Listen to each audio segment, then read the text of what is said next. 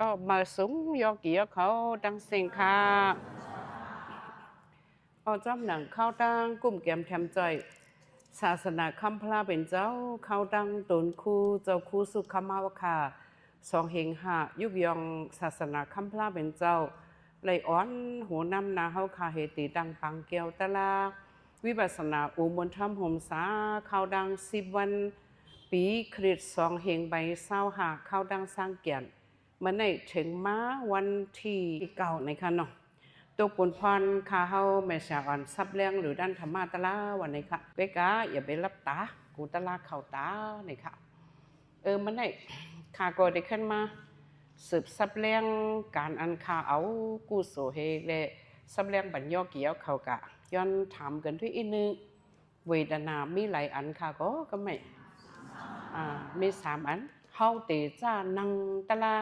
วันนั้นแม่ชาอ่อนเฮ็ดนังสมีตะลานี่กะเย้าเฮาได้ซานังตะลายเอาในตัวเฮาในเฮาหันเวทนาอันเลยอันตั้งอุเบกขาเวทนาสนใจค่ะเจ็บผ้าได้ซานังตะลาเจ็บว่าอำไปเจ็บเปียวอำเปียวบ่มาด้วยเจ็บก่อมเจ็บเปียวก่อมเปียวมันเป็นเฉพาะปานกลางไว้สนใจค่ะอันนี้กรรมปาลีว่าอุเบกขานี่ค่ะก็ไม่โปรแกรมไตเฮาวะเฮาอยู่ไว้ในเวทนาปานกลางสนใจค่ะในเวทนาปานกลางในก็ญาณเฮาหรือไรหันอีหังหรือไรหันเป็นลูต่อปันกูก็ค่ะเนาะหรือไรหันอีสังเป็นลูในเป็นกรรมไตกรรมปาลีว่าหือค่ะอันนี้จ้ากรรมปาลีว่าหืออันนี้จ้าค่ะเนาะอันนี้จ้าในกรรมมันว่าหือชิบเดียดกรรมมันว่าหือแห้งเลยแม่สาสอนปันในปีน้องมันเขาก็วันนี้มาผีบังตะล่าน่ะยอกี่ยอเขาก็เนี่ยเจอหัวกรรมมันก็กัดเข้าเลยเนี่ยแม่สาก็ตึกส่วนจังไหนมันได้ค่ะก็ไม่เพราะว่าเป็นในห้องว่าพี่เปียโกมีนเอาชู้พี่เปียโกมีนเอาชู้เป็นในวันนี้เขาในบอกว่าให้เขาตัวให้มันหันเป็นลูกวันไหนจองปองเขาเดี๋ยวมาทางพี่เปียโกโมงเอาชู้ในวันไหนก่อนเป็นในสอนแบบนั้นอันนี้ซ้ำเป็นจังคืออะไรเนี่ยหันเป็นลูกจานเป็นลูกในเป็นยังค่ะก็จานเป็นลูกเนาะก็ไม่พี่เปียโกส่งเอาชู้เป็นทำในวันไหนกำไตเขาสัมปองว่าตัวให้เป็นลูกปอสุดวันไหนว่าเหรอค่ะก็ในจ้องว่าตาเขาที่หันเป็นลูกจืดจานเป็นลูกตัวสปอร์ตลาให้เป็นลูกปอสุดกันนั่นในเขาหรือมีญาณอันหันเป็นลูกหรือมีญาณอันหันเอียงค่ะญาณอาหารเป็นลูกในเป็นห้องวานญาณอีสังวิปัสสนาญาณว่าหางค่ะก็เอาลงมันใครถามแก้มมาไว้หนอบอกไหนหนอเมื่อเดี๋ยวจะได้ซับเลี้ยงเห็นแล้วว่ามันตั้งตอบก็ไม่ซ้ำขึ้นถามขึ้นติ๊กสองใจค่ะค่ะใครให้ยอกี่เขาป่องมือกูก็สองใจค่ะก็ไม่พอยอกี่เขาหมอหันเป็นลูกยาวเป็นลูกสปอร์ตลาอันปออยู่ตีตูเขาในมันเพ้อว่าเพ้อค่ะมันเหี่ยงค่ะก็อายุอาศักก็ปอเป็นลูกหนึ่งอันไหนมันโปเฮมันตายกะเฮมันโปเฮขึ้นตายกะเฮขึ้นเกิดมาเฮในเข้าดังกะหือในโจแผบตาวะเข้าดังกะหือว่าในอันยอเกียวเขาหันเจ็บอยู่นั่นสุสานบ่แผบตาลายแผบเอาจองป่าหายพระเป็นเจ้าสวัสดิ์เป็นลูกในอายุอาศักมันตานหือก็ก็ไม่ยอกี่เขาอันตลาเนี่ยมันง่ายว่าง่ายเพราะเขาเลยยากอันก็ซับเลี้ยงปันเขาปองสองเจมันโปเป็นมายอกี่เขา1 แผบหาย2 แผบหายได้อันไหนได้ไปเจอเป็นลูกสองเจมันไปเจออันนี้จ้านะเราค่ะจองบองอันนี้จ้าอันวันนั้นโจแผบตาลิดมือลูกเดียวเรียกไล่เป็นเพิ่ลูกเพิ่ในแก่ละอันเขายำหู้จักเป็นลูกในเจ้าสาวสุขคำมันเขาค้านได้เป็นโกนมาในก็เฮาสมัญญาอุเมเฮาอุเมในสัญญาเฮาสัญญาอุเมหลีเฮาว่าอุเมได้หลีแต่กูก็อยู่ค่ะจองใจค่ะอุเมเผออุเมมันใน มันมีอันลีเนอลูกล่างใกล้ๆอัน5พี่น้องในเฮาสัญญาอันลีจังคือในอูแม่เฮาในซ้ำสังเฮาก็ให้ปุกท่าภาษาเฮาพี่น้องใต้พี่น้องว่าอาขามูเซอร์อันอยู่จอมสันลอยเมืองใต้แน่เขาว่าเขาเป็นปุกท่าภาษาให้เขาเลยเป็นปุกท่าภาษาเจ็ดให้เขาเลยมีญาณอันฮู้จักเป็นรู้นั่นนาเมื่ออัวที่ตายก็ว่าปืนปันเจอวิปัสสนาหน้ามันว่าไหนค่ะเลยเขาพี่น้องก็เลยปันกรรมมันเก่นในกำผาในอันเหมือน5พี่น้องในอาเต็มมียอกี่ยอเขาแห่งในมือเป็นเอาคอนโดอยู่กะลับอูเฮาเด็กกับพังเอาเนี่ยเขาค่ะเลยปันยิบแม่เคยปันกรรมมันเก่นซะเนี่ยจ้อก็ว่าอันโปเฮาเคยเป็นใครเฮาพี่น้องเฮาเลยเจอวิปัสสนานั่นเพราะว่าเจ้าเขาเปลี่ยนปอกนอกเมืองมาเจ้าเด็กข้าเจอเปิดผุยปังตะลาปอเนี่ยเจ้าว่านี้ข้าก็ยิบแม่ให้อันปอเคยเป็นนั่นปอเจ้ากับเปิดผุยปังตะลาข้าก็เด็ดจอยข้าปันก้ามมันเกียนข้าวันนี้ข้าได้อ่านมาจอยฮอซับแรงให้ไหนข้าอ่านเป็นสะเทเดี๋ยวเอาเงินจอยเจ้านั่นยอกี่ยอเขาอ่ะโหก็ไม่สมเป็นสีตนาสะเทสมเป็นอีหยังเป็นสีตนาสะเทข้าก็ฮู้กับข้าเป็นสีตนาสะเทมาแล้วเนี่ยเมื่อวันมาลากเงินหลักคำค่ะเมื่อวันเฮากะเฮ็ดปล่อยวันเกิดเจ้าปอดีทำนั่งจำปูนั่นยอกี่ยอเขาเพิ่งไม่สามารถเนี่ยโอ้เงินเกี่ยงก็มีเอาเงินค่าก็มีเอานั่นน่ะในเกกังนั่นในข้าก็คุกใจอีหยังนายเขาขึ้นมากับห้องกันมาลูกกับห้องนายเขาก็มาลูกนายเขาขึ้นมาแม่เป็นอีหยังเป็นหลักเงินเฮาคับเฮากะหมดอ่ะนายเขาจังได๋ก็ได้เอาอีหยังเลี้ยงสุลาเขาว่าในกำเหลวนั่นน่ะยอกี่ยอเขานั่งบอกว่าเจตนาค่ะมีเหนือกวนเขาทำศาสนาจ้องใจค่ะก็แบบเพราะว่าขึ้นเลยสืบต่อยไซร่วมหลัดดอกจอกน้องมูนดีที่ล่ะค่ะขึ้นซอกหาค่ะเนี่ยเมื่อค่ะเข้ามาในเงินแมวไว้ก็ขำเอามาเห็ดแป๊กเงินจอก็ขำย้อนค่ะเอาเงินค่ะเขามาเห็ดค่ะก็ต่างเนื้อฟีดพวกเฮ้ใกล้กับเขากันนี้ตลาดกูเมืองไหนค่ะสมียอกี่อันหักค่ะให้ไหนยอกี่เขาจะไหนหลำหักค่ะสาธุค่ะ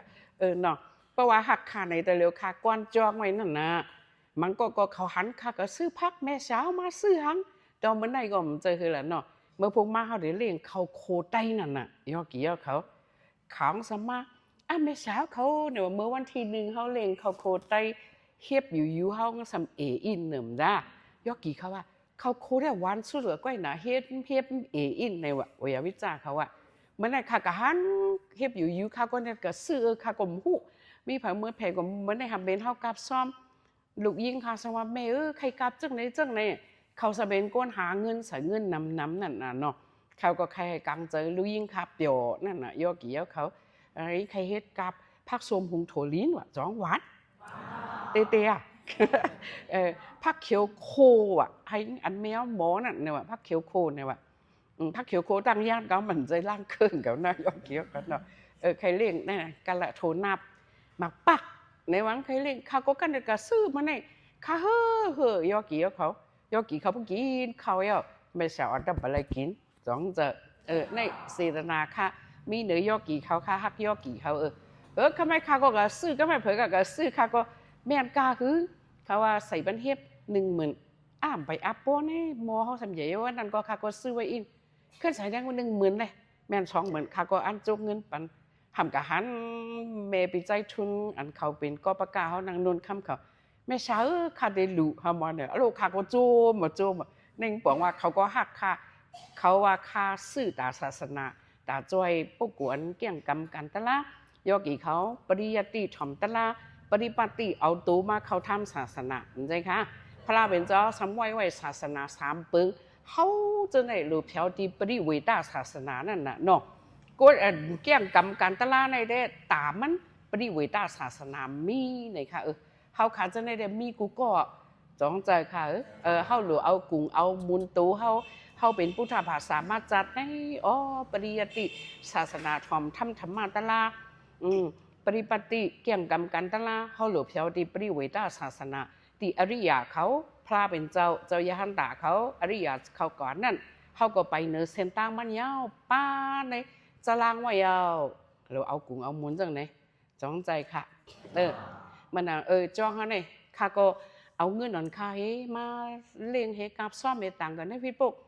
ยอกี่เขาอันยำเขาตลาดนั่นสมว่าเมื่อเช้าเขากับยาตลาดโควิดมาเขาจังกาข้าก็วันนี้โอ้เป็นก็โอนเงินมาก็ไม่ไต่ก็ค่านั่งคำลีเป็นวันเกิดเขาก็ได้กราบซ้อมเขาก็มาคำมีเขาจะในก็มาวันเกิดไผวันเกิดมันมากราบซ้อมมันสำบอกเกียงน้ำนั่นน่ะยอกี่เขาสามีเจ้ายาฮันเจ้าเขาเหตุการณ์ตลาเขาเลยหลุญาปกวนเหตุการณ์ตลานั่นค่ะเนาะมันบาช้างไซเขาจะในบีเกียงเขาจะในก่อนกันมากราบซ้อมวันเกิดในเบนเขาฮักเขามาจอยนั่นน่ะเมื่อบีพองกองก็มาจอมคาเหตุไก่ก็ซื้อพักนั่นมันเอาบีโมว่าก็1 ปาดในมันหลูบันเฮา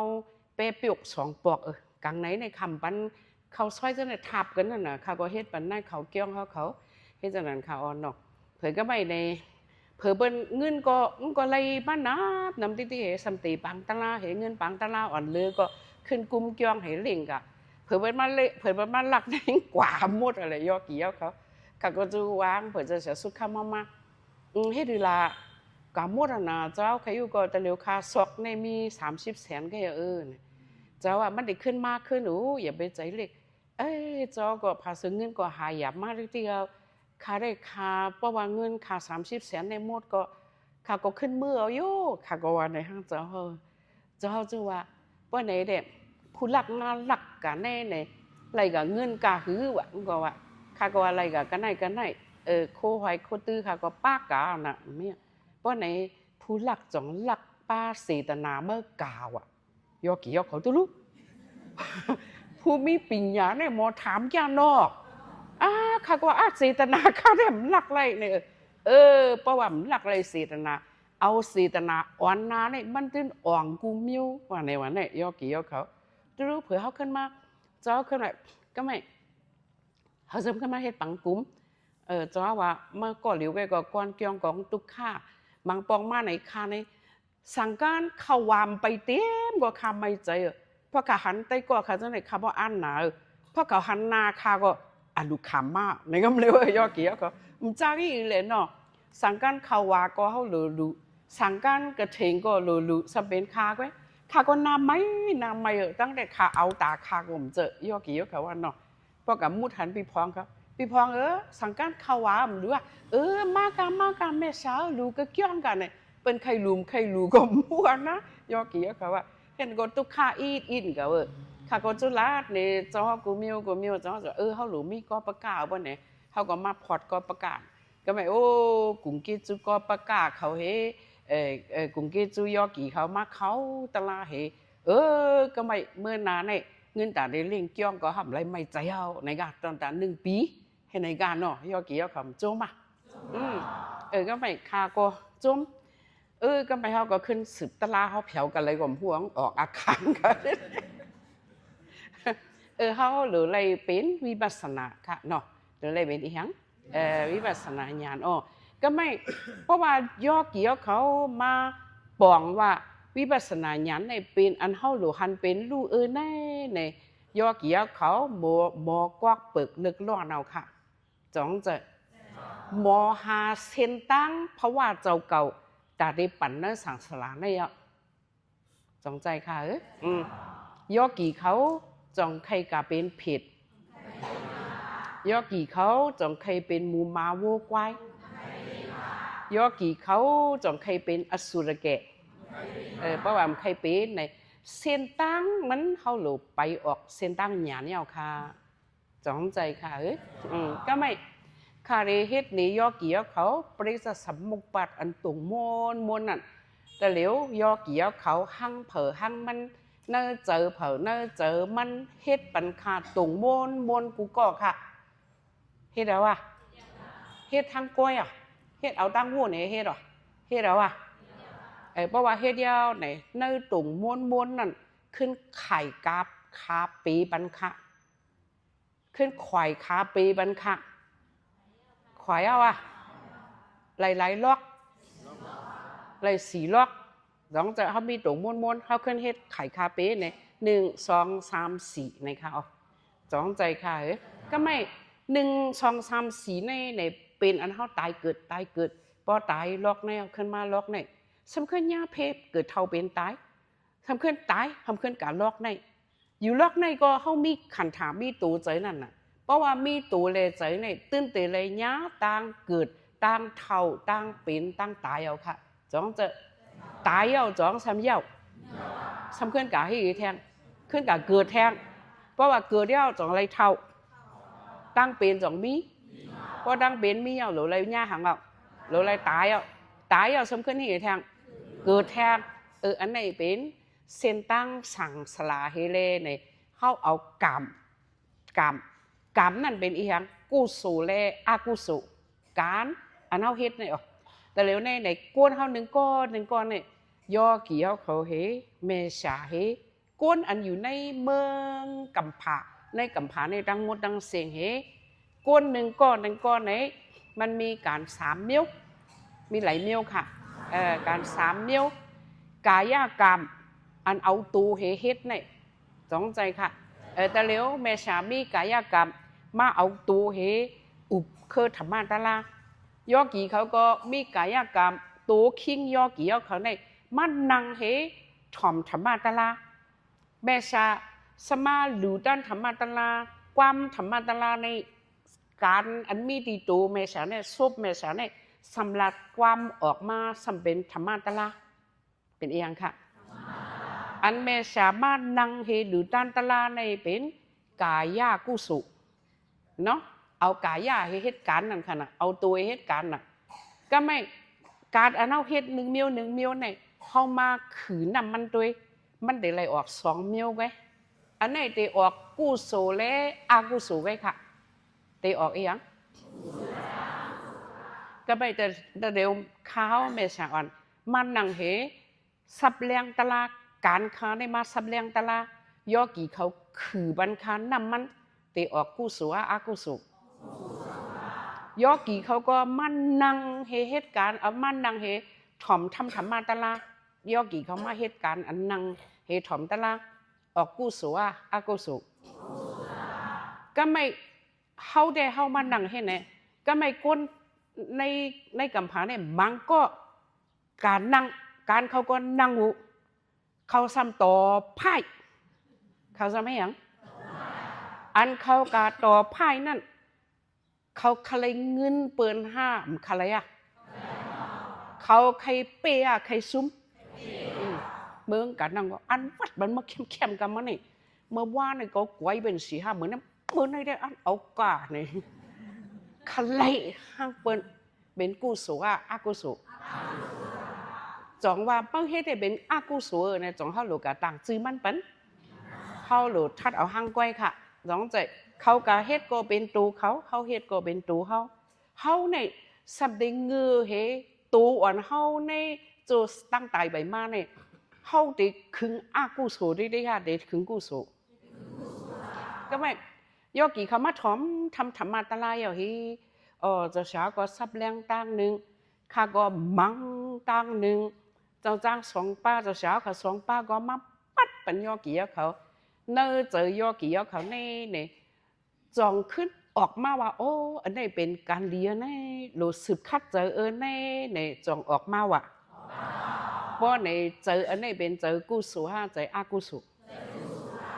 ก็ไม่ก้นอันการต่อไพ่เอาว่ามีก้นต่อไพ่ก็คว้างไปนิดนึงค่ะเมษาก็ผมจังอีเดลัยลัดอันเตียกนี้นั่นหนาหน่อต้องใจค่ะก็ไม่อันต่อไพ่โกงวัดก็ไม่ไปเมานั่นกะลาไปเมานี่บังเปียกเมาในเงี้ยนี่เนาะบางหันไพ่นั่นไพ่อย่างนี้นะไพ่เกียกหรือไงไพ่เกียกหรือไงไพ่เนี่ยเป็นต่อสาในเขาในกุศลอกุศลเพราะว่ามันทำบ่หลุดตัวเขาวันไหนกันน้องหลุดเปรี้ยวเปิ่นซ้ำอ่ำเปียกตั้งปุ่นสมัยหึงเย่าเลยเขาไหนก็ไม่ซ้ำเอาไพ่เหว่างลอยเหยุ่มหางเอาไพ่ในเหเฮ็ดอ่ะเป็นกุศลอกุศล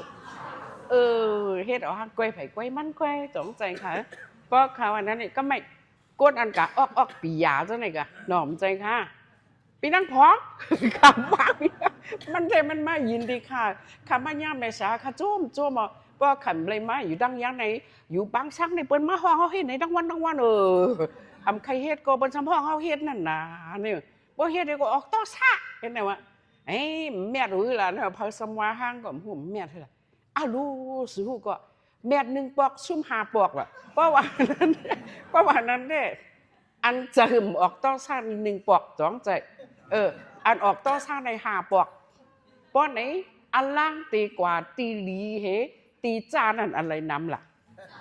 ในไปนั่งของแดงว่าบันคาห่ออยู่ลงหนอใช่อ่ะเดี๋ยวเมี่ยวในหลังไว้ในข้างขาดได้เฮาลาเนกาจ้องใจค่ะในก้นอันมีในกำผานี่ในมันเหตุการณ์กูก็จ้องใจกายกรรมวสีกรรมแต่เร็วในเฮามาอุปทำธรรมะตลานี่ในเฮามาถ่อมตลาย่อในป้อพลาเป็นเจ้าโหมาเฮามาถ่อมในเจอเฮานั่นในเฮาใครเมตัวเฮาลีกูก็จ้องใจค่ะอันว่าถ่อมถ้ามันจะมาพลาตลาพลาเป็นใจเกาที่อันกะเฮ็ดเมือกแท็กตี้เก่าในมันมีวายยอกี่เขามันยำกินออกมายำกินปียาในก็ไล่1เหรียญมันได้กิน1ปอกก็ยอกี่เขามันได้พึกเวห้างก้อยจ้องใจค่ะกู้โซเลอากู้โซใกล้หนาในป้าจอมในกำผาในก้อนหนึ่งในดังวันเนี่ยแต่มันหนังสะเทก็เขาได้กาโกงมันนี่เขาขี่ก้ากานั่นเนี่ยอำใจว่าเขาได้กาลองให้เป็นกู้โซเลยยอกี่ยอเขาบ่วนการเขากาหนังคือก็ได้เมียดนำก็ได้เฮ็ดถือก็ได้เฮ็ดถือในเขาบ่วนเขาสืบพงต่อกันก็เขาบ่ผิดกันเอาค่ะยอกี่ยอเขาอำใจค่ะเพราะว่าซูเมอร์ในก็บ่ออกต่อซ่ายเพราะว่าเมียเด้อในก็สมบ่จัวมาจ้องใจค่ะอันเฮาได้ก็เฮ็ดกู้โสในเฮามาขือด้วยในมันออกค่ะจ้องใจค่ะกู้โสและอากู้โสไว้อันเดป้ากะจอมเฮาแน่แกละค่ะจังว่ายอกี่ยอเขาปอบังตะลายก็มาเลยเฮานังตะลานาเนี่ยอัวเนี่ยซำว่าหังค่ะปอหันเป็นลูก1กำกาคันตันโพมันอันเฮาเดี๋ยวไล่กะจอมเพราะว่าเฮาเนี่ยตันคำ1หล่อยอกี่ยอเขาว่าคำ1เกียบกะค่ะตะเหลว700,000เนาะลูกหำลาดลูกอีทุนคำ1เกียบกะค่ะ700,000 700,000คำ1เตียงใน7000จ้องใจ1เตียงมีนายไว้1ล้อในได้ตังหลายๆเตียงน้ำจ้องใจค่ะอันนั้นหันเป็นลูก1กำในกู้สูมันในวิปัสสนากู้สูในมันเฮาเลยคำ1ล้อยอกี่ยอเขาคือก็แกลักแม่ชาว่ามาเลย1มองเฮาดังจ้อมกันนอเฮาปึงอิงสู้ปึงอิงเฮาอ่อนกันพร้อมกันมาเอากู้สูขับ1ล้อในกะ1 บาท1 วันก่อนเป็นทั้ง1เหรียญ3 วันก่อนเป็นทั้งอติฐานห้างไผ่ห้างมันก้อยกะเพราะว่าเฮาได้เหตุการณ์นี้ในอันยามันในเป็นมานาดยาวกี่เขามานาดเผอมานาดมันมีกูก็พระเป็นเจ้าก็มีขุนสงฆ์มายาจ้องใจค่ะเฮาก็มีกูก็ถังว่าง่ายๆเฮ็ดมาอังเตลูเราในก่อนบางก้อนวันนั้นน่ะว่าอังเตลูเราก็ขึ้นคัดเจอมากเว้ยอันนั้นบอกว่าเฮาอ่องเปมานาดมาหังไผหังมันกูก็ในค่ะจ้องใจค่ะยอกี่เขาก็ไม่เพราะว่ายอกี่เขามาหันเป็นลัวยอกี่เขาเนี่ยซัมปากะเนจะลังสุนาซอดบันค่ะว่าเป็นยังค่ะก็สุนาซอดบันเนี่ยสุนไลสุนลีสุนเป็นมันซ้ำเนี่ยหลอดงานไล่ปิดตาเตรกสันอสุรเก2 จาดค่ะว่าหลายจาดยอกี่เขาใครหลอด2 จาระใครหลอดซอดเพราะว่าใครหลอดซอดในปูนพอดมันมีดีเมษานะมีดียอกี่เขามีดียอกี่เขาจังใจค่ะในสู่ต่อพังก้อยเนี่ยหน้าป้อในการวิปัสสนาตะลาเนี่ยเฮ็ดมือยาวลีกึดเปท่าลีสืบเฮ็ดลีสืบเฮ็ดค่ะ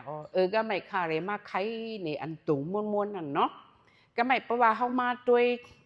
พระเป็นเจ้าเฮาได้เป็นตั้งวนค่าใครยอกี่เขาปองเนาะเ เขามาเฮ็ดตรงม้วนๆเนี่ยเขามาใส่ลอกมันเขาไข่คาปีใส่ลอกมันเนี่ย1 2 3 4นะคะเพราะว่าเขามาด้วยพระเป็นเจ้าเขาในลอกไม้หนึ่งในมันจะเป็นเจ้าเวสันตราเป็นอีหยังค่ะก็เขาไว้ในก่อนเลยลอกเขาว่าลอกไม้หนึ่งทำกุ้งกับแปลกเปิงเปิดเขาว่าลอกไม้สีเนาะเขาอ่าน1 2 3 4ในขนาดเนาะลอกไม้สีในมันจะเป็นเวสันตราเป็นอีหยังค่ะลอกไม้2มันจะตายมันก็เลยตูเจอขันไถมันจะก็ตายนอนเพเนาะนอนเพตายมันจะกลายเป็นคนผีตีเมืองผีจงใจค่ะไม้สีนั้นมันเป็นเจ้าเวสันตราเพราะไม้สีเอาขึ้นกับไม้หนึ่งค่ะก็ไม่กับไม้เลยกับไม้หนึ่งนี้มันจะกลายเป็นคนผีจงใจค่ะก็ไม่ถึงอาคารหรือเลยเป็นพลายเนาะอันเจ้าแถมสร้างบารมีมากเข้าดังสีสังเขก็ไปเส้นกำพาก็เตรียมทวนยาวเนี่ยคุณพี่เขากับปังมันจะลงมาเตสันติจงใจค่ะเพราะไหนนามบัต2ลูกดีนามบัต1อันมันจะเป็นคุณผีในเหนามบัต2ลอกไม้2ในมันมาเจ้ามาเป็นเจ้าสีทัดมาเป็นเองค่ะเจ้าสีทัดซึ่งว่างมาเป็นเจ้าสีทัดเดียวมันอ่ำเกี่ยงกรรมการวิปัสสนาตลาปนเนี่ยจึงมันจะเป็นเจ้าสีทัดก็กระเบือว่ามันมีตูเจอมันก็เตียเพเกิดเท่าเป็นตายมันจะก็รู้ตายก็เองก็ค่ะจงใจค่ะซึ่งว่ามันจะเป็นพลามันตายลอกไม้3เนี้ยมันเหลือกาลอกไม้4ขึ้นค่ะจงใจขึ้นกับอะไรคันธาเหมือนนั่นจงใจเพราะว่าลอกไม้4ก็เพราะมีตูมีเจอคำหลวงขึ้นตายก็นั่นก็หลวงขึ้นกับลอกไม้1เมื่อไงเราเฮ็ดตุ่งม้วนๆไว้มี1 2 3 4 1 2 3 4มันใครลอกมันที่ไหนที่ติเฮาคาก็ค่าอยู่ที่กันไหนจงใจค่ะก็ไม่พระเป็นเจ้าเขาหนอคำพระเป็นเจ้าเขาเจ้าสีทัดในมันมาเป็นเมื่อลอกไม้3ในขนาดเนาะนาบัต4ในมันเป็นเวสันตระนาบัต1ในมันจะเป็นคนผีจงใจค่ะนาบัต2ในมันมาเป็นเจ้าสีทัดจงใจค่ะก็ไม่นาบัต3ในมันกว้าวค่ะมันจอมกว่า4 1 2 3มันจอมกว่ามันจองไก่มาหาตั้งเพยเพราะมันจะลูกตี3ในไหนมันจะได้ขึ้นกว่า4นั่นค่ะนะมันจอมกว่าป้อมกว่าไหนมันจะหาตั้งเพออกในเพราะว่าหาตั้งเพออกลอกในไหนก็ออกตั้งเพในกันในไหนก็มันขึ้นกับเขาลอก1 2 3 4นั่นแหละค่ะจองบอกอันใน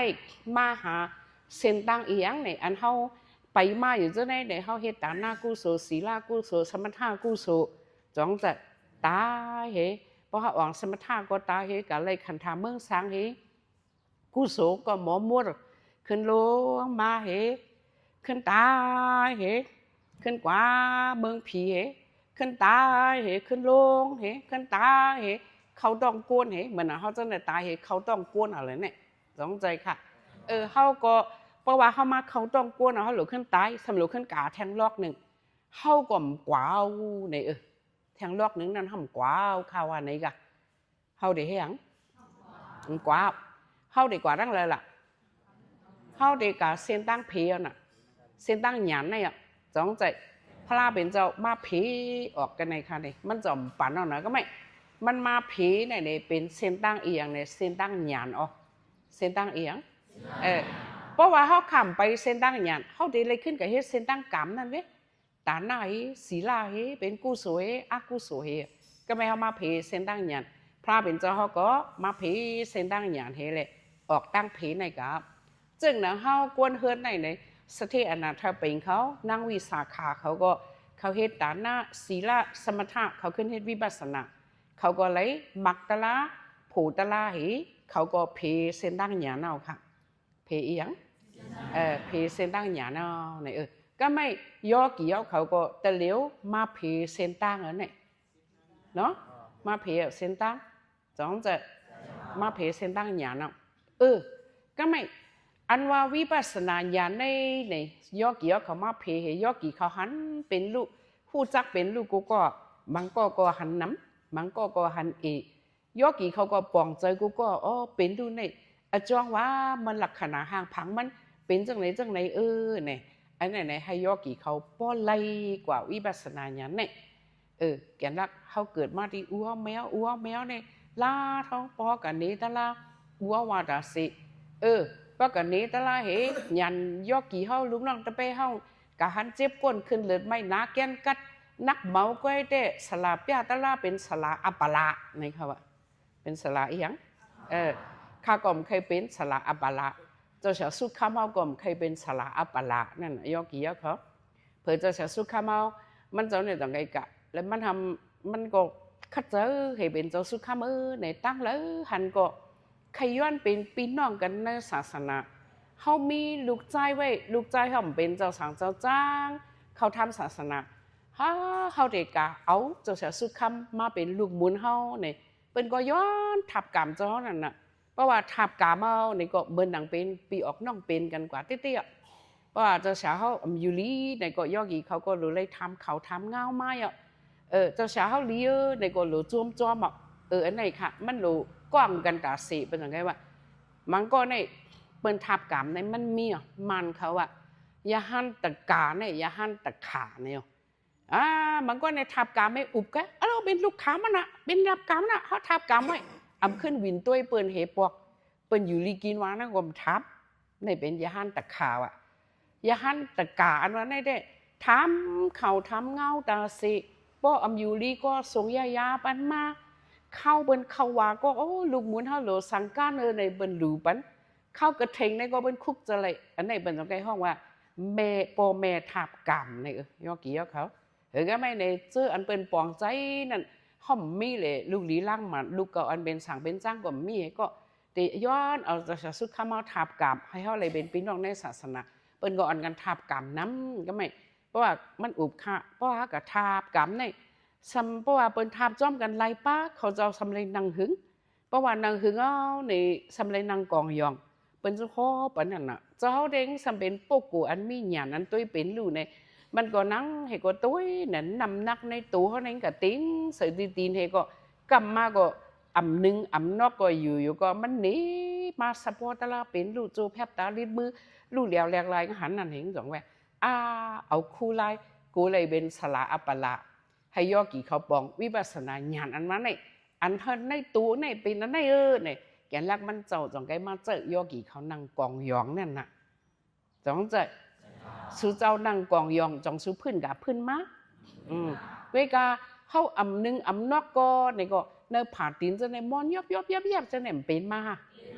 ก็ไม่อันปีดมาในหึงหนึ่งนาลีจงไกเหลียวหึงด่านหือ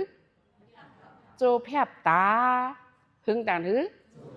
โจแพบตาน่ะเลือดเนี่ยอันไหนในยอกี่ยอเขาป้อหูจักว่าสะพอตะลาอันปอดียกตะยาอันนี้จะสะพอตายอ่อนตายอิดอันหนึ่งตายกับอันขึ้นแตนมาอันในกามปาลีห้องว่าคณิจาอนิกะคณิกะมรณะคณิกะอนิจจคณิกะมรณะเป็นวันในเขายอกี่ยอเขาหันตายอ่อนตายอิดลู่เลี้ยวเรียกไล่อันในยอกี่ยอเขาเลยวิปัสสนาญาณยาวจงใจค่ะก็ไม่อันข้าจมยอกี่ยอเขาเนี่ยข้าจมเตจมวาเนี่ยขำลาลีจมยอกี่ยอเขาถามว่าข้าลาลีจมมาอับจมเตจมวาวะโกยอกี่เขากินข้าวอัมวันก็ข้าไม่ใจอันข้าย่างอยู่ซะเลยเป็นกู้โสอะไรกอบสื่อเจ้าให้ข้าเลยเป็นกู้โสข้าก็จมยอก็ข้ามาหันยอกี่เขาอันใครลักมือก็มีเหตุก็มีว่าดอกอันใครลักมือก็มิ่งอ่ะเนาะเป็นคือก็กระยาอธิษฐานบารมีเตี้ยมาน่ะเมื่อในพอเป็นเกาว่าน่ะเมื่อพุก10 วันเอาค่ะเมื่อฮือได้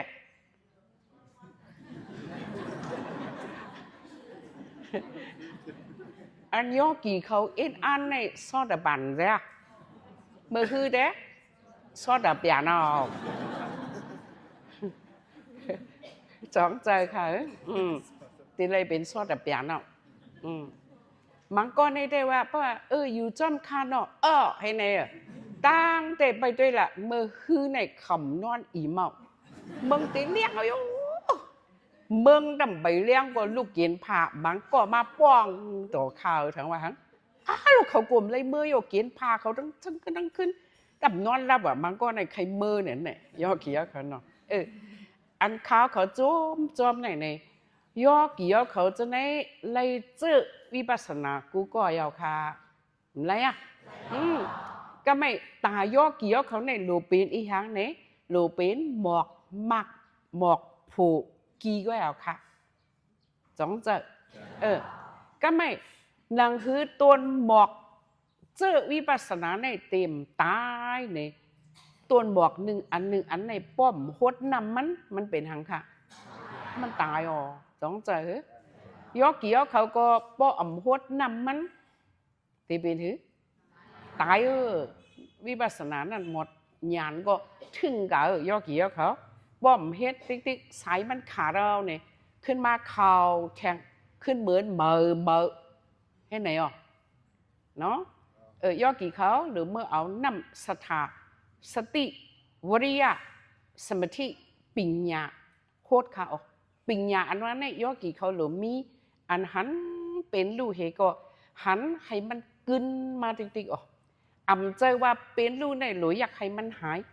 หรืออยากให้มันแพ้อ่ะหรืออย่างค่ะหรือให้มันแพ้แต่คือใน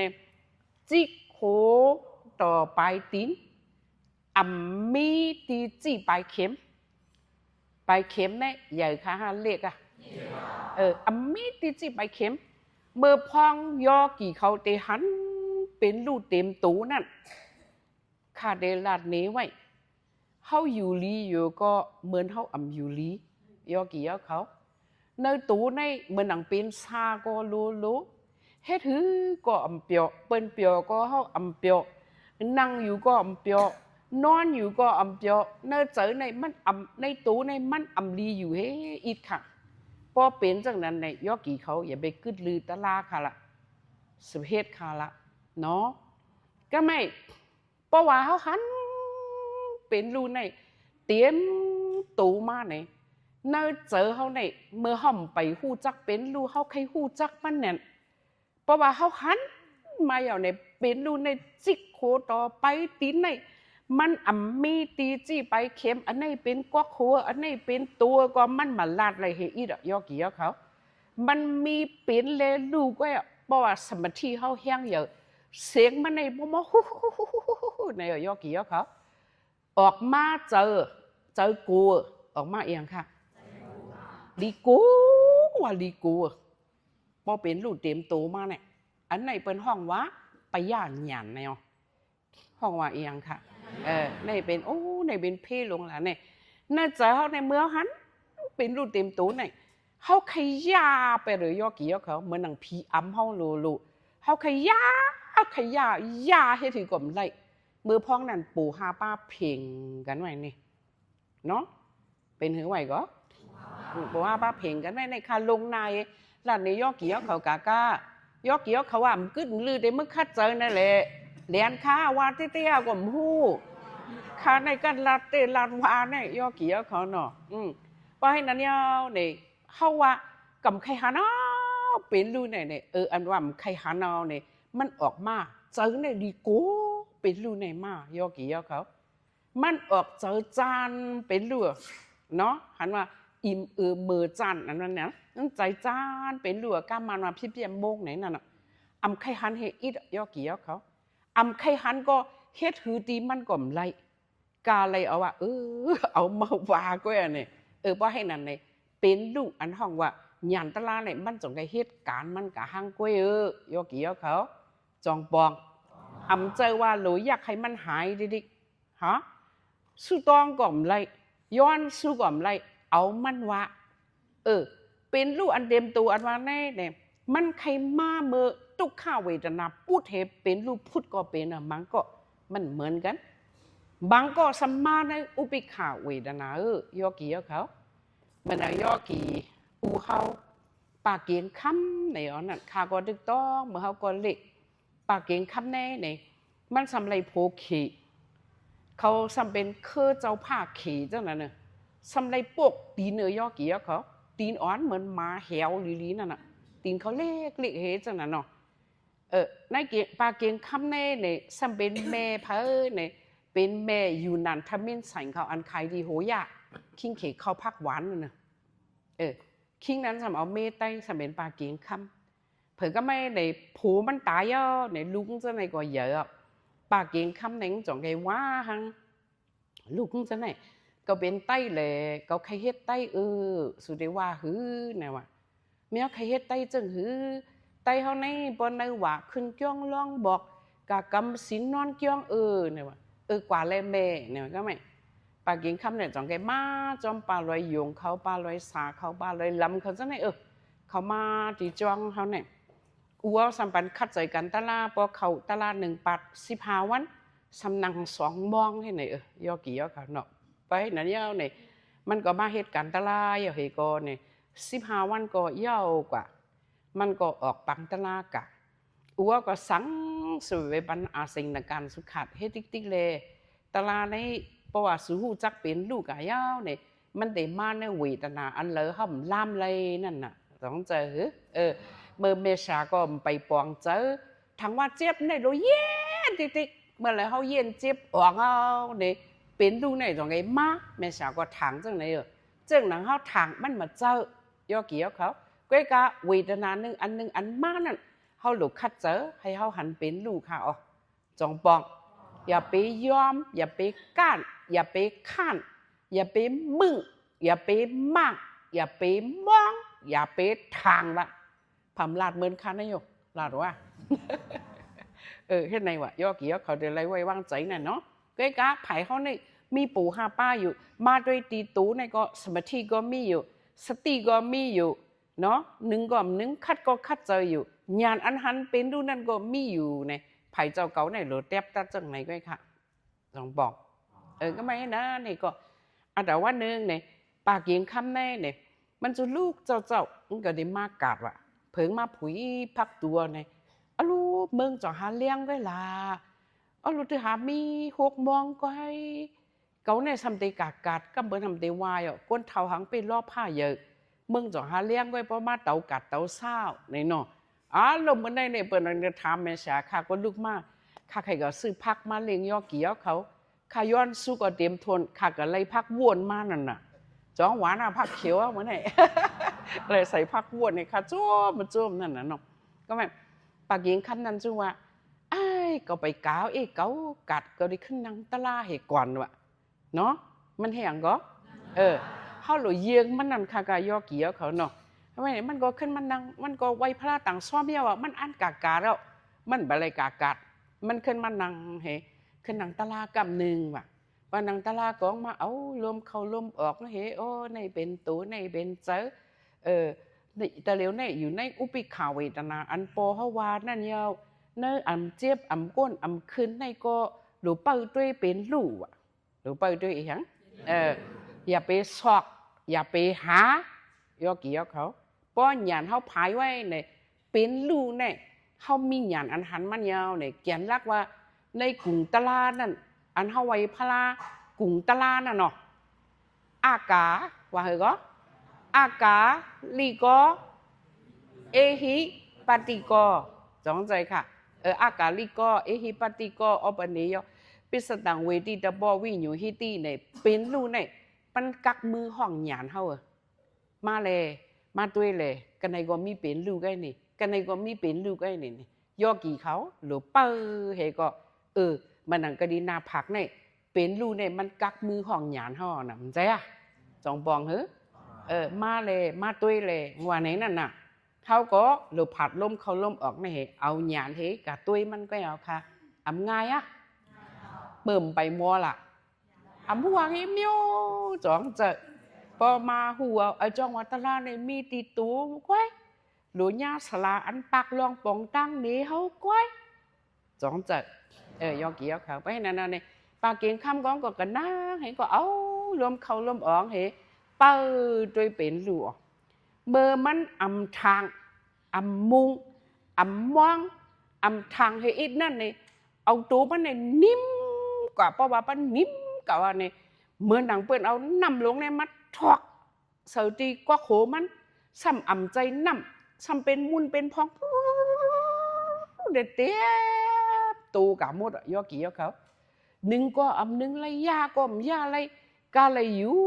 ปันมันให้นั่นให้ก็ปล่อยมันปิดให้ป้นกะหางก้อยวะมันก็เปิดตัวให้เผื่อมันป้นกะหมดเนี่ยในตัวมันในเมาว่าเมาให้เจอในจุ่มอีหยังก็มหูอ่ะคาดึกตองยอกี่ยอกันเนาะเผื่อนั่นเอาเนี่ยมันก็ขึ้น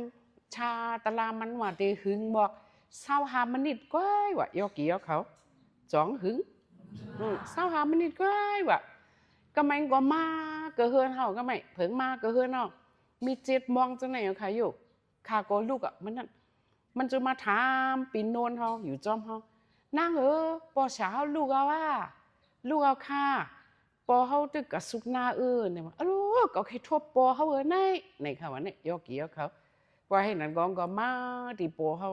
ที่ละนักเกียงข้ามเนี่ยว่าขาหันตลาดทูเนี่ยวันนี้หันเอียงก็สลัดไปหู้แหละเขาหูอันตั้งเพราะว่าหันในขันเท้าเนี่ยยอกี่ยอเขากี่ก่อนเนาะขาตลาดทูก้อยกาโปจ้องเจิมเจอข้าใครมาถามโปเขาเนี่ยข้าก็จัวผู้จัวพันนั้นมันเขาก็ไปถอมไม่เนาะให้ดีละในเกียงคำข้าว่าเมื่อเขามันนั่งจ้องทำยงในเกียงเจ็บเจ็บบอกก้อยกาอันโปเขาว่าเป็นรูนั่นข้าก็หันอยู่ข้าก็หมอตัวอยู่เนี่ยว่าอันนี้ปอเขาอยู่ก็ข้าว่าอังการเมืองไปเลี้ยงข้าขึ้นว่ากันนั่ง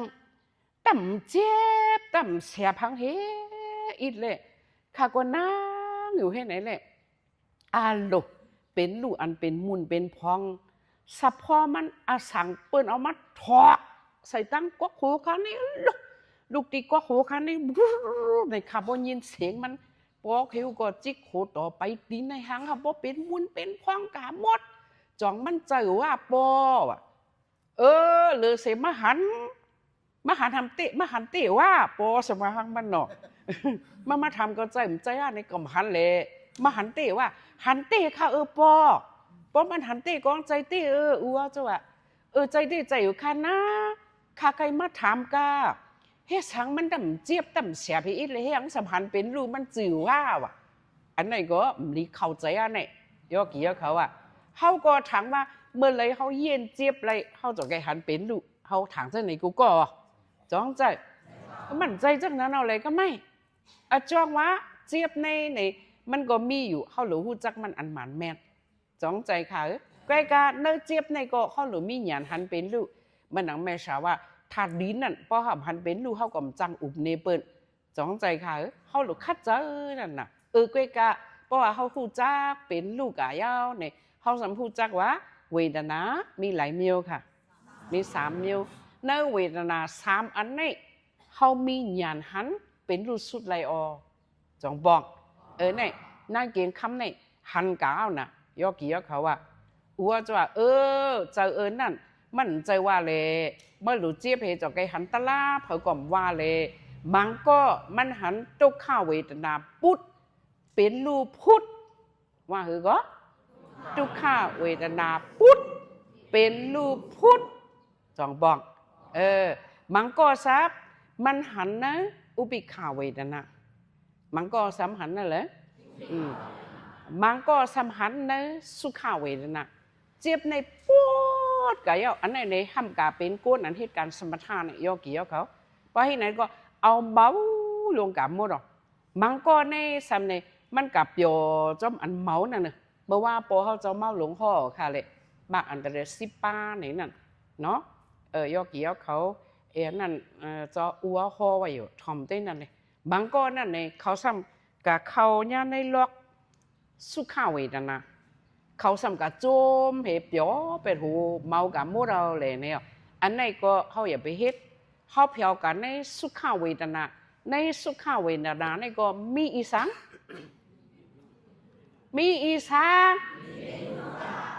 สุ่มเกี่ยวกับลีสุภัยไก่ย่าสิงเตี้ยวค่ะกันถามสิงต้องรอมีอีหางเนี่ยลาดปะเรามีอีช้างเนี่ยเกี่ยวกับกรรมฮึดเนี่ยเนาะสมัยแม่สาวเนี่ยหมอฮึดเนี่ยเนาะป้อมมือจำตอบนั่นน่ะจ้องเจอป้อนไหนในอุปิขาเวทนาก็เข้าโดหันอีหังโดหันเป็นลูก เป็นลูกในกรรมปาลีว่าหืออันนี้จ้าในกรรมมันว่าหือเปียดกรรมประลองว่าหือรู้เลอะร้องใจเนาะกรรมประลองว่ารู้เลอะเขาสามียอกี่ว่าเฮเลยเขาว่ากรรมว่าสมว่าหือเนี่ยโอ้พอเขาแม่เขาว่าอันสัวเขาหันเป็นลูกในตัวเขาเนี่ยมันอำอยู่นิ่มๆลงมันยุบยับมันยุบยับกามวานเนี่ยหรือว่ายุบยับจ้องใจเจ้าจ้างว่าอันนั้นน่ะทักนั่นเนาะลูกนายขาวม้วนจ้องเจอยุบยับในมาเนี่ยยอกี่ยอเขาประลองได้เขาสมัครรู้เลอะวันนะตลาดเนี่ยอำเลิกหน้ายอกี่ยอเขาก็อยู่ก็มังก็เนี่ยมันยับเฮหันเป็นลูกกึนหันเป็นลูกสุดมังก็ในง่ายเฮหันเป็นลูกสุดมังก็อันง่ายอันนั้นมันหันในอุปิขาเวทนามังก็มันหันในทุกขาเวทนาพูดเหตุเป็นรูปพุทธออกมาออกจองบองก้อยกะเฮาจะไหนอันเฮาเดหันปรว่าวิปัสสนาญาณเฮาเฮียงเหยเหเฮาเดหันเป็นรูปสุดกันในเนี่ยเตมาในอุปิขาเวทนาห้าเนี่ยจองเฮาตาเลยเตมาในทุกขาเวทนาห้าจองเฮาตาเลยเตมาในสุขาเวทนาห้าจองเฮาตาเลยอย่างละคำตาเลยในเวทนาอันเลยใครปอเฮาหรือมีญาณอันหูเป็นรู้เฮคัดใจก็เอาหนาก็ไม่ง่ายห้าจ้องหยาบก็ไม่เปิ้นว่าจองสูงหมอลัดสุสัมหมอลัดจ้องใจก้อยกาตลาในเผื่อสุมาถอมอย่างมันปองเอาในสุ่มเคอเฮไตกอหักสุดในมักเขาเฮาหลุปองปิ้วปองศาสนาศาสนานั้นในคอสังพลาเป็นเจ้ายอกี่ยอเขาจ้องใจค่ะอันไหนก็คามาลัดก็เป็นคอสังพลาเป็นเจ้าเลยก้อยกาคาก็มาหังเคืองเฮเสริมบอกปันเฮเสริมเมื่ออ่อนปันเฮยอกี่เขาก็ปองลีนั่นนะจ้องใจก็ไม่ยอกี่ยอเขาจะไหนในไรเจอตลาดกับกูก็เอาขาอะไรน่ายขาโจมาโจมอีหยังเนี่ยพระเป็นเจ้าเนี่ยมันสุดดีเจ้าก็จะมาในยาวเนี่ยสำเจอค่ะเลยจ้องใจค่ะอันที่ป้างมาแทงสมมาสัมพุทธาพระเป็นเจ้าเนี่ยในกำผาเขาลุกในสำตึกกึศเจ้าอริมิตยาพระเป็นเจ้าค่ะเลยใจค่ะเพราะอริยมิตยาพระเป็นเจ้ายาวเนี่ยอันที่เลยสับปิงยูตาญาณให้ป้างมาแทงแน่เนี่ยยิ่งมาแต่เจ็กว่ะนุ่มมาง่ายอย่านาวลาชิดตองพยาป้องว่ะยอกี่ยอเขาอันไรปยาติเคตีเป็นพระยอเนี่ยอีการอำห้างยอเนี่ยมีสาวหาสุยอว่ะภายหลังเนี่ยนะมีสาวหาสุยอว่ะอันว่าย้อนสู้เป็นพระแถมสร้างบารมีเหมือนจังเนี่ยเขามาดังพระเป็นเจ้าเขาแถมสร้างมาจัดเวสันตราว่ะจัดตีบี้ว่ะจังไหนกะบารมีเขาหนุ่มก็กะเขาก็ไล่เปียดดีกะอันไหนเนี่ยมี5 ปักแทง5 ปักเจ้าก่อนว่ะยอกี่ยอเขาสำอันไรถอมธรรมะตลาพระเป็นเจ้าในเก่าในกาก่อใจมอปินมาก่อใจเลยยินตลาจังไหนในแค่มาเพราะว่าเก่าเป็นพระเป็นเจ้าในก็อันเดป้อนอเปเฮกว่าแผวเนื้อเส้นตั้งนี่ปันในก็ปองมันจะมีเศร้าสีสังเข60 กุกตีปู100,000ในเลยย้อนเก่าเฮเปิ้นได้เลยออกม้วนป้นละสังสารตุกข้าในนำแต่นั่นเนี่ยเก่าเตอันแถมสร้างบารมีให้ก็เป็นพระในอันย้อนสวยในมี80,000 ปลายอ่ะนางลาชิดตั้งพยาป้องอ่ะยิ่งมาแต่เจ๊กนุ่มมาง่ายอ่ะนางลาชิดตั้งพยาป้องว่ะเคปายอกี่ยอเขาจะไหนอยู่อันย้อนสู้เป็นพระก็ไม่พระเป็นเจ้าหนึ่งเจ้ายาวในป้อเขาเจ้าป้อมายาวในเขาได้ฮอตลาเสจาในยาวในเขาซ้ำตุ้ยก่อนว่าในปริศาสน้ำในจ่องมีก้นอันมีจืดตลาว่ะสมาในก่อนว่ายอกี่ยอเขาก็ไม่ยอกี่ยอเขาสมบูรณ์ด้วยในเวียงตังยานเขาในหูก้นอับมีกาหือ 5 เฮงเข้าว่าไหนเลย3 เฮงเข้าว่าไหนเลยสองใจค่ะก้นอันมามีเจอตะลาอยู่ตะเลียวมีหลายปาก3 ปากน้ำอ่ะโอสองใจค่ะอันไหนเนี่ยเขาหลุดจุ่มตอนตาเข้าค่ะสองใจก็ไม่ในจะในเขาสำเร็จตายเกิดเทเลอันมีเจอตะลาในสำน้ำวันน้ำอ่ะอันมีเจอตะลาในสำปาเขาสองใจค่ะก็ไม่เพราะว่าพระเป็นเจ้าดีฮอตะลายย่อกี่ย่อเขาด้วยหรอกอย่าไปว่าพระเป็นเจ้าละเหมือนหนังตะเลี้ยวในใต้เขาเนี่ยอันย้อนซึ่งเป็นพระเนี่ยเป็นเจ้าบอสินทบุญจุ่มค่ะสองใจ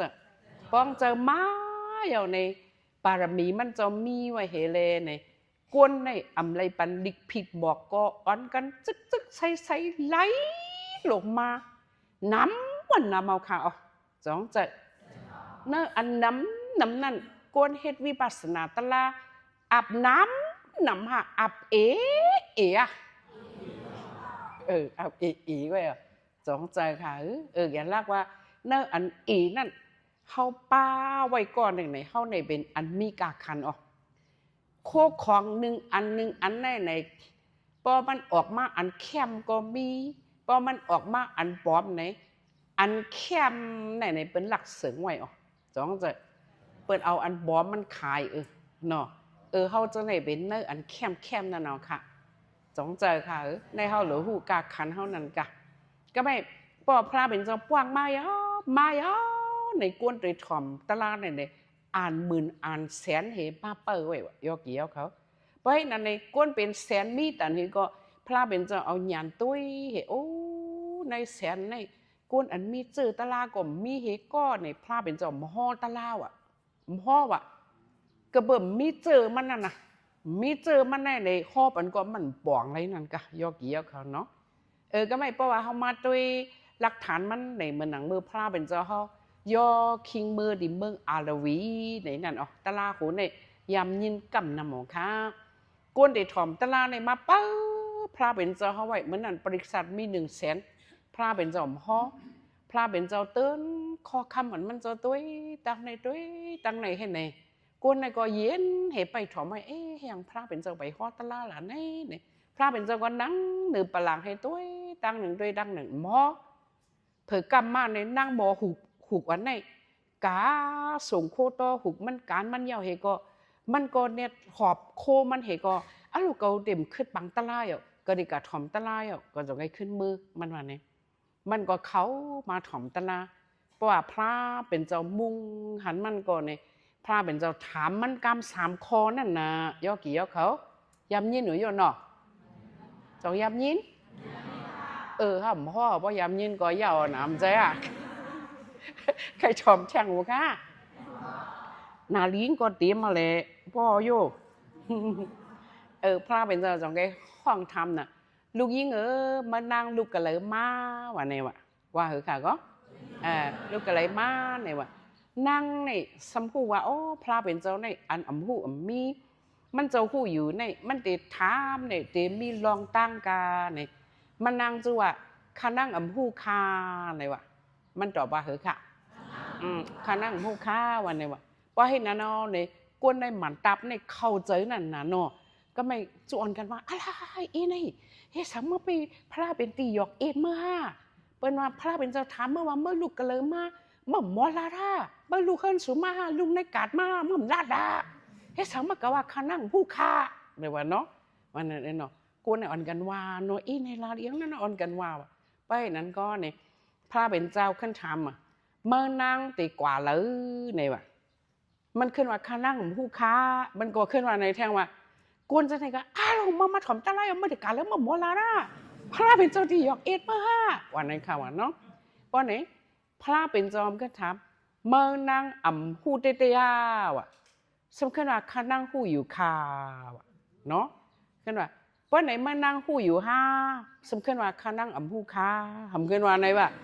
ก็ไม่ในมันในเด็มันเอาตะลาตอบกะให้อย่างในมันยามถามถ่อมธรรมะตะลาพระเป็นเจ้ามาว่ะมันกึ้มไหนนั่นวะปอกหนึ่งมันมีจืดตะลางมาว่ะยอกี่ยอเขาก็ไม่พระเป็นเจ้าจังไงมันก็หู้ตะลา ก็ไม่พลาดเป็นเจ้าแกว่า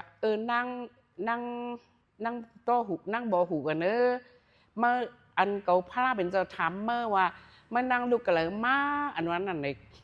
เมื่อหลัดเลยเมื่อว่าหูคาไหนเมื่อหลัดจึงหือตีปอกมันว่าหือไหนวะมันว่าคานั่งในไหนวะลูกเพราะว่าก็เลยเฮมาเป็นก้นในขำหูค้าวะยอกี่ยอเขาล่ะแต่ดีมาเป็นเข้ามาเป็นจัดได้เหรอเขาลูกก็เลยเฮมาจองเขาหูขำหูจองใจค่ะเมื่อนางมิตาชินเสียโตในนั้นมันจะเตรียมปรับมันจะได้ถักกะเย้าน้องจะถักกะเย้ามันในในมาปีผู้เตรียมดีข้อตลาแขนตลามันก็เข้มนั่นยอกี่ยอเขาก็ลองตังมันอ่ำเข้มแลเพลงเจ้าไรถักกะมันในสำต้องจัดในมันลูกตีเพราะว่ามูเหมาเป็นมิตาชินเสียโตวะยอกี่ยอเขานะมันลูกตีเพราะว่ามูมาวะเขาจะไหนก็ลูกตีเพราะว่าไหลมากกว่ามูลูกงานไล่มาฮะปิดตามาตริสานาอสุรเกยอ่ำหูขานั่งหูคาวะเพราะไหนเมื่อนั่งตีกว่าเลยเนี่ยก็ไม่พระเป็นเจ้าเขายามพอตลามาคาสมาลาเนสุเจ้าเพราะว่าเขาเป็นก้นอเมริกันก็ย่อขีก็ย่อกะลาก็ย่ออาคาก็ย่อมูเซอร์ก็ย่อก้นเอียงก็ย่อเพราะเขาจือว่ามันเป็นก้นตายย่อเดเลยกว่าฮาตีเดเลยกว่าไรตีก็ไม่เนี่ยเขาจะไหนดีกว่าดีเลยล่ะอ่ำหูร้องเจอเพราะว่าเขาไล่มักตลาผูตลาอันวันนั้นเด็กเขากว่าเนื้อเส้นตั้งนิป่านเอาค่ะร้องใจค่ะเขากว่าเนื้อเส้นตั้งนิป่านเอาก็ไม่มันนักกว่าคันนั่งอ่ำหูคาเพราะไหนไม่นั่งอ่ำหูว่าเนี่ยหูอยู่คันนั่งหูอยู่คาในอันว่างในวันหนึ่งในตั้งอันเจ้าในคาดีเลยกว่าคาดีเลยตายในคาหูอยู่คาว่ะร้องใจเพราะไหนตีเลยตายเมื่อหูอยู่ในฮาตีในเมื่อสำเร็จกว่าตีเลยหูเตอยู่ว่าอ่ำหูคาเนี่ยว่ะก้นเนี่ยจอยเข้าเจอจ้องใจค่ะพระเป็นเจ้าจองไงมาฮอนี่คือตลาเจ้าไหนเหก้นไหนก็อิงปึงนั่งโตหูวันไหนเฮเลเนี่ยจองไงตัวเป็นซ้อตะบันแต่กรากรรมอนากรรมกว่าว่ายอกี่ยอเขาแกแล้วยอกี่ยอเขาอย่าไปกึดอย่าไปลือเจออันเฮาไล่ก่อนเนี่ยซึ่งว่าเมื่อเดตายมาสลอมาต่อหิมหอมเฮาอำลีเฮาสำเดตายเฮเลยดูเขาสำหัวมาห้องมาให้ใจเฮามันได้กะติดไหนได้ก็หมอเป็นเพศสองใจกะยอกี่ยอเขาว่าเนาะเป็นถือก็เกี้ยวเนี่ยเพราะว่าเขาไล่ไว้เขาวิปัสสนาตลาเนี่ยเขาก็ได้หมดกอดตลาเขาเหตุตายเมื่อพองได้ตายนั้นเขาจังไล่หันเป็นลูกผู้เจียงแหงยศหมดเย็นอำนั้นก็ตุติยาปะว่ามาเขาได้หันยาวก็คำใบไล่ก็ไล่เขามีจืดตลาไว้ซึ่งว่าหมุนคำพลาเป็นเจ้าหนึ่งเจ้าป้างมาเนี่ยเขาจะในตื่นปลาจะล่างกว่านิป่านวันนี้ค่ะจังจุ่มค่ะให้หมดทัดด้วยตัวเจ้าเก่าเฮการอันเจ้าเก่าเฮ็ดเนี่ยเป็นอันหมันแม่เนาเนี่ยอย่าไปก้านอย่าไปข้านอย่าไปยอมเข้ายามเขาก็ตึกกึดแทงอยู่วันหนึ่งในอ่ำหูแลหันเป็นอยู่ยอเกียเขาจังหันเป็นลูกผู้จังแหงยศกะในอุปิขาเวทนาหืออ่ำนั้นก็ทุกข้าเวทนามาเหทุกข้าปุดเป็นลูกผู้ถืออ่ำนั้นก็ในสุขข้าเวทนานั่นมันปอมาเมาดังตัวขึ้นเอาหยานยากด้วยให้มันหันเป็นลูกหือในเวทนาสามอันเนี่ยเข้าตีเลยอันเลยเนี่ยอย่าไปยอมเหก็ขัดใจให้ยอกี่ยอเขาเลยตลาทูตลาเมียนตลาเจ็ดตลาหมันจูในจัดในเพราะว่าในสีกำคา